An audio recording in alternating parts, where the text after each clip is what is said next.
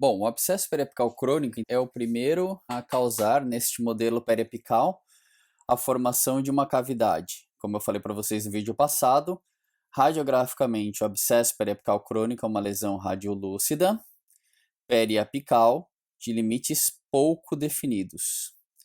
Por que esses limites são pouco definidos, pessoal? Porque apesar de ser um abscesso crônico, ele ainda é constituído basicamente de neutrófilos. E os neutrófilos são células que, além de promover a fagocitose, eles também agem secretando enzimas. Essas enzimas são aquelas mesmas enzimas que foram capazes de destruir a cortical alveolar, foram capazes de destruir esse osso esponjoso, foram capazes de fazer o trajeto fistuloso dentro do osso. Então, são enzimas que conseguem destruir o osso com certa eficiência.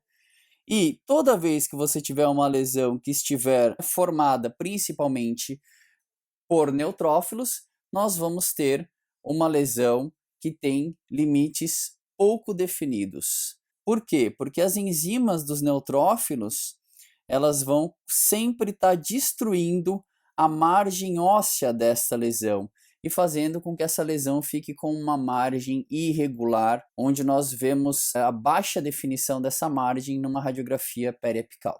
Pessoal, eu não vou desenhar aqui pus com as ferramentas que eu estava utilizando anteriormente, né? Eu quero que vocês se lembrem que a gente estava até poucos minutos atrás trabalhando este modelo. Então, o pus está dentro dessa cavidade, eu só não vou desenhar, porque eu vou precisar depois dessa cavidade para explicar a evolução do abscesso. Então, agora vamos parar para pensar um pouquinho. Será que para o nosso corpo é interessante ter um acúmulo de pus em alguma parte do nosso organismo? Não, não é bom. Então, o nosso corpo ele sempre vai tentar, de alguma forma ou de outra, passar da fase do pus. Ele vai tentar progredir essa inflamação de uma inflamação aguda para uma inflamação crônica. Quando a gente estava tratando de um abscesso periapical agudo, lembre-se deste modelo aqui, a gente estava tratando de um processo extremamente exacerbado, que o nosso corpo não dava conta de tentar transitar para uma inflamação crônica. Mas quando a gente chega no abscesso periapical crônico, a quantidade de pus é tão pequena que o nosso corpo já se sente confiante o suficiente para transitar para a próxima etapa. Então, o nosso corpo, aos poucos, vai trabalhar em função de tentar se livrar desse acúmulo de pus.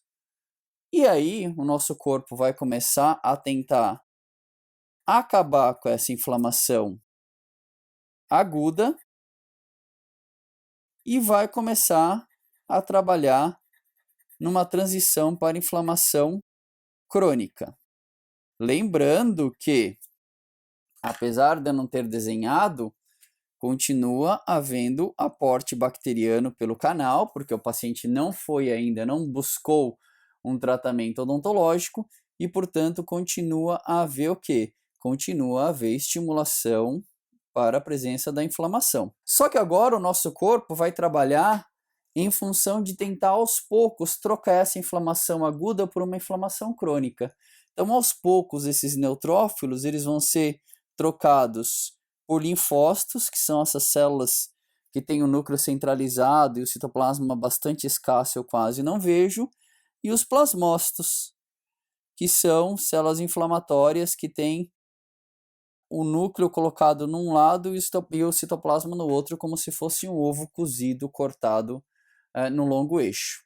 Além disso, diversos macrófagos vão entrar neste processo para poder fagocitar esse pus e tentar melhorar essa condição. Então vamos dar uma povoada aqui nessa área aqui com células inflamatórias crônicas e vamos trabalhar um pouquinho essa transição. Então, aos poucos, meu organismo vai transitando de uma inflamação aguda, que é uma inflamação que, apesar de eficiente, ela é bastante destrutiva, né? Ela causa bastante prejuízo tecidual, e ele vai transitar para uma inflamação crônica, que é uma inflamação mais modulada, mais precisa, né, que não causa tanto dano tecidual quanto a inflamação aguda e principalmente que não tem pus, que é um elemento que complica bastante a vida do organismo, porque causa dor, porque amplifica a inflamação, porque é quimiotático para mais inflamação, porque pode se espalhar, ou seja, ter pus, o pus ele é necessário,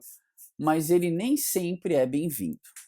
Então, a partir do momento que o nosso corpo começa aos poucos a fazer a troca desta inflamação, de uma inflamação aguda para uma inflamação crônica, ele também vai tentar começar a fazer os primeiros mecanismos de reparo. E o reparo tecidual neste modelo, ele vai acontecer principalmente pela migração de fibroblastos jovens, originários a partir de células mesenquimais pluripotentes presentes na área esponjosa do osso, né, no tecido conjuntivo esponjoso do osso. E esses fibroblastos jovens, eles vão começar a povoar esta lesão, então eles vão vir da periferia em direção ao centro e vão começar a povoar esta lesão. E o fibroblasto jovem, a função dele é produzir colágeno. Então, aos poucos, vai haver a produção de fibras colágenas, e eu vou dar um destaque para ela porque elas são super importantes. Essas fibras colágenas, num primeiro momento, elas vão ser dispostas de maneira desorganizada, desordenada, mas elas vão se entrelaçando como se fosse uma teia de aranha. E o entrelaçamento dessas fibras colágenas imaturas vai propiciar, pela primeira vez neste modelo de doenças, vai propiciar uma estrutura tecidual. Então, pela primeira vez, a gente deixa de tratar de um acúmulo de pus e passa a tratar de uma doença, né, que tem estrutura tecidual. Então, quando a gente coleta, por exemplo, o material de um abscesso, a gente coleta sempre um material líquido, sempre o pus. Quando a gente coleta o material desta próxima doença, como já há estrutura tecidual, eu estou coletando mesmo um tecido, eu coleto um fragmento de tecido. Como esse tecido, pessoal, é um tecido jovem, né, que está sendo neoformado pelos fibroblastos jovens e que tem bastante inflamação ainda, ele é um tecido metabolicamente muito ativo. Então, automaticamente, eu preciso ter uma vascularização suficiente para sua sobrevivência. Mas, como vai haver vascularização se até um pouco tempo atrás isso era uma cavidade cheia de pus?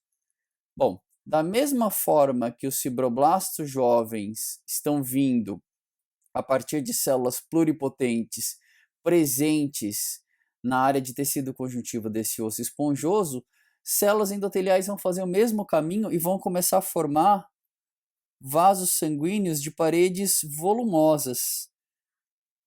E esses vasos sanguíneos de paredes volumosas, esse vaso ficou feio, né? Essa canetinha não me ajudou, mas vamos desenhar um núcleo das células aqui, acho que vai ficar mais fácil. Esses vasos volumosos, que têm as células endoteliais jovens, bastante volumosas, bastante gordinhas, é o chamado neovaso sanguíneo. Com o tempo, todo esse modelo vai se encher de neovasos sanguíneos. Deixa eu desenhar mais alguns aqui para ficar bem ilustrativo. Acho que essa área aqui está boa para desenhar mais um neovaso sanguíneo. Quem sabe eu consigo desenhar mais bonitinho, né? Porque esse outro que eu fiz ficou feio que dói. Então, nós vamos ter células endoteliais arredondadas, volumosas. Opa, isso está ficando bom. Lembra um pouquinho um colar de pérolas. Os núcleos dessas células endoteliais, eles são voltados para a luz deste vaso. E esses vasos em abundância serão os responsáveis por nutrir esses tecidos, esse tecido jovem. Aos poucos, a gente tem uma estrutura, né, que evoluiu a partir do abscesso. Então, vamos fazer aqui uma evolução. Vamos seguir, né? Vamos fazer a curva aqui da nossa sequência de doenças. Uma doença que é composta por fibroblastos jovens, secretando fibras colágenas, que num primeiro momento estão imaturas, com presença de neovasos sanguíneos e inflamação crônica. Nós temos, então, a evolução para o granuloma periapical.